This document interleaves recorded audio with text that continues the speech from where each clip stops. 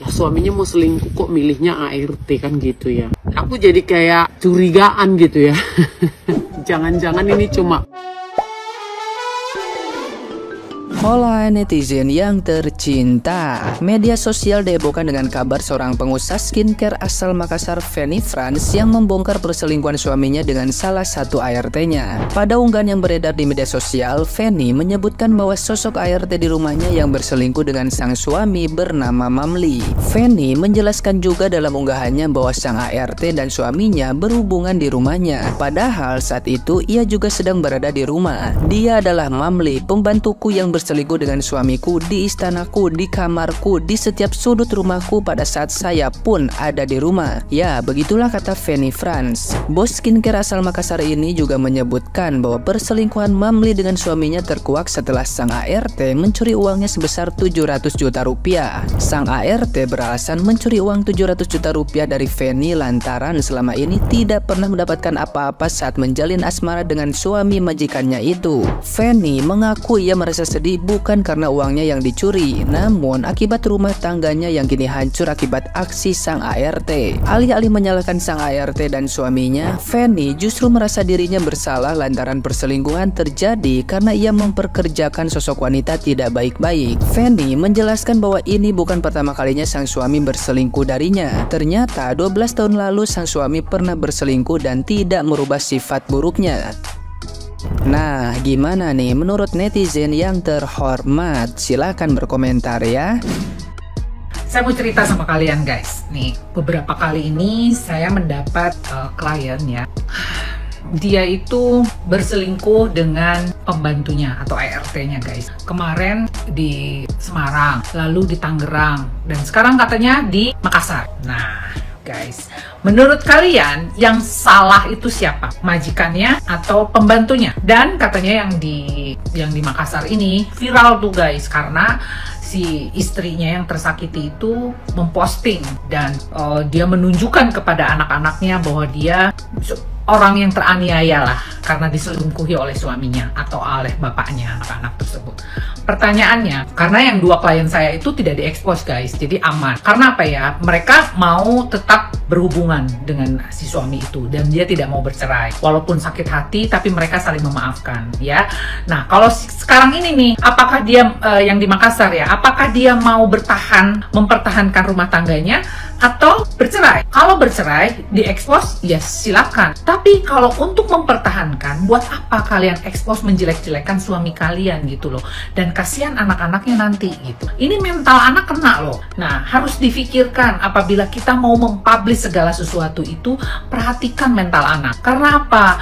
Nanti bisa saja terjadi bullying, terjadi depresi, stres. Depresi itu sudah pasti ada terhadap anak ini apabila terekspos habis-habisan. Nah, jadi please para istri gitu, walaupun kita itu sakit hati dengan kelakuan suami, kita harus mikir panjang. Kita ini mau dikemanain rumah tangga ini? Apakah rumah tangga ini mau dipertahankan atau mau bercerai? Kalau mau bercerai, silakan bercerai dengan cara baik-baik, walaupun secara sakit hati. Karena bagaimanapun juga anak ini adalah bagian dari korban perceraian. Tapi kalau anaknya sudah besar guys, ya SMP mungkin ya, bla bla bla, itu kita harus heart to heart bicara antara ibu dan anak. Karena apa? Karena si ibu yang tersakiti nih. Jadi kita harus ngomong baik-baik sama si anak ini. Papa sudah melakukan perselingkuhan yang menyakiti hati mama. Bagaimana menurut kalian? Apakah harus bagaimana nih mama ini terhadap papa gitu? Harus minta pertimbangan anak. Karena anak seumur sebegitu, walaupun dia masih di bawah umur, tapi dia sudah bisa berpikir mana yang baik dan mana yang buruk ya. Jadi libatkan anak dalam masalah tersebut gitu loh. Tapi dengan cara baik-baik dan sesuai dengan porsi, sesuaikan dengan usia dia. Seperti itu ya. Jadi ya memang sih terkadang perselingkuhan yang dilakukan terhadap ART maksud saya itu banyak guys sebenarnya. Cuman yang begitu itu sebuah aib gitu loh, sebuah aib rumah tangga, jadi dia sembunyikan. Tapi untuk yang seperti yang di Makassar itu dia langsung memvideokan, mengekspos, dia teriak-teriak dan sebagainya. Dia mau mengambil simpati orang untuk benar-benar berempati terhadap tragedi rumah tangganya gitu loh, supaya mendapatkan perhatian dari orang lain. Namun ya gitu, mau dikemanain dulu nih rumah tangga ini. Kasihan si anak tersebut gitu ya, apalagi di depan si anak itu ya, wah dia itu harus benar-benar apa ya, menenangkan ibunya dan sebagainya gitu loh. Kasihan loh kalau menurut saya. Jadi ya please berbijaklah dalam bertindak. Apapun, sekalipun kita sakit hati, tolong pikirkan jiwa dan kesehatan mental bagi si anak gitu ya Bu ya. Jadi saya sih tidak bisa terlalu dalam mengomentari masalah ini, karena setiap permasalahan rumah tangga itu pasti pemicunya berbeda-beda nih guys. Jadi ya kita kembalikan kepada orang yang bersangkutan, apakah hal tersebut bisa dimaafkan atau tidak. Kalau tidak dimaafkan ya silahkan Anda berbicara baik-baik. Kalau perlu lapor polisi, didampingi oleh pengacara dan sebagainya, itu hak Anda dan terserah Anda ya. Dalam jurnal psikologi nih, orang yang berselingkuh pasti akan melakukan selingkuh lagi dan selingkuh lagi, karena mindset yang ada di dalamnya harus diperhatikan dan harus dipertanyakan gitu loh. Lagi rame itu ada seorang istri yang ngamuk-ngamuk karena suaminya ketahuan selingkuh sama seseorang yang tinggal di satu rumah sama dia. Lagi rame banget. Yang ramein juga sang ibu ini, yang sang istri yang diselingkuhi ini. Ibu ini kebetulan adalah salah satu orang terpandang di kotanya dengan memiliki banyak banget follower, dan dia mengutarakan semua rasa pedihnya, rasa sakit hatinya, dan amarahnya di sosial media. Saya juga ngeliat videonya ikut sangat-sangat prihatin banget. Kayaknya aduh sakitnya luar biasa ya, digituin, dikhianatin sampai segitunya, apalagi udah menikah puluhan tahun begitu ya. Sakitnya itu saya sampai bisa ngerasain, begitu pedih dan perihnya si ibu ini. Di salah satu videonya itu ada anak-anaknya nangis semua kan, meluk dia, rangkul dia, nangis semua, semuanya nangis gitu kan. Cuman gimana ya, sebenarnya aib keluarga itu menurut kalian perlu nggak sih dipublikasikan, dipublish, diungkapkan semua ke masyarakat satu Indonesia? Yang namanya aib bukannya harusnya diselesaikan secara kekeluargaan, hanya keluarga itu sendiri yang tahu. Karena yang namanya perselingkuhan itu nggak cuma melibatkan 2 atau 3 orang aja, tapi juga melibatkan anak-anak yang terutama.